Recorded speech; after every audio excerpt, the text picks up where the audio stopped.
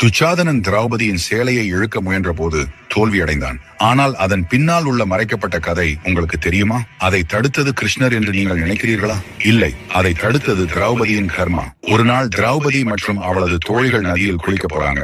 ஆனா நதியில ஏற்கனவே ஒரு முனிவர் குளிச்சுக்கிட்டு இருந்தார். அவங்க மரியாதையா அவர் குளிச்சுட்டு வரட்டும்னு காத்துக்கிட்டே இருந்தாங்க. ஆனா நேரம் போயிட்டே இருந்தது. திரௌபதி எளிமையா, முனிவரே கொஞ்சம் சீக்கிரம் முடிச்சுவீங்களா கேட்டாங்க. முனிவர் சொன்னாரு, என்னுடைய திருடு போய்விட்டது, என்னால் அப்படியே வெளியேற முடியாது மகளே. அவள் உடனே தன்னுடைய சாரியிலிருந்து ஒரு துண்டை கிழித்து முனிவருக்கு கொடுக்க முயன்றாள். ஆனா நதியின் ஓட்டம் அதை வேகமாக கொண்டு போய்விட்டது. திரும்பவும் ஒரு துண்டை வீசியாங்க, அதுவும் போயிடுச்சு. சற்றும் யோசிக்காமல் மூன்றாவது தடவையை கிழிக்கும் போது முனிவர் நைசா நிறுத்தி சொன்னார், அது முற்றிலும் தேவையில்லை மகளே. நீ இப்படியே கிழித்துக் கொண்டிருந்தால் நீயே உடையின்றி போவாய். ஏன் இவ்வாறு செய்கிறாய்? உன் தோழிகளிடம் உதவி கேட்கலாம் அல்லவா? மன்னிக்கணும் முனிவரே, அவர்கள் ஏற்கனவே உங்கள் நிலையை கண்டு ஏளனமாக சிரித்துக் கொண்டிருக்கின்றனர்.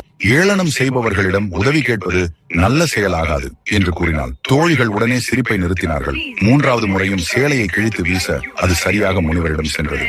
நதியை விட்டு மேலேறிய முனிவர் திரௌபதியின் கருணையை கண்டு பெரிதும் பாதிக்கப்பட்டார். அதனால் அவர் ஒரு பெரிய வரத்தை கொடுத்தார்.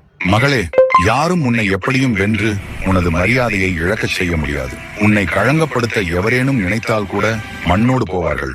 நான் இறைவனுக்கு கட்டளையிடுகிறேன், எந்த சமயத்திலும் எவரின் துணையும் உனக்கு கிடைக்காமல் போனாலும் இறைவன் தானே முன் நின்று உன்னை காப்பான் என்று கூறி வரத்தை அளித்தார்.